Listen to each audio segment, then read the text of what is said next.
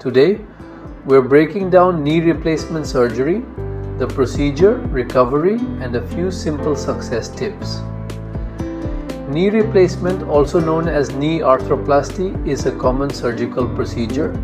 It's designed to relieve pain and restore mobility for people suffering from severe knee arthritis or joint damage. Before surgery, your orthopedic surgeon will recommend tests like X-rays and blood work. They'll check if the joint damage is serious enough to need replacement and will guide you through the process.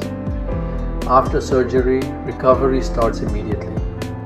Physical therapy is key to regaining strength, balance, and flexibility. Most patients can walk with support the next day and return to normal activities within 6 to 12 weeks. Knee replacement can give you a new lease on life, free from constant knee pain.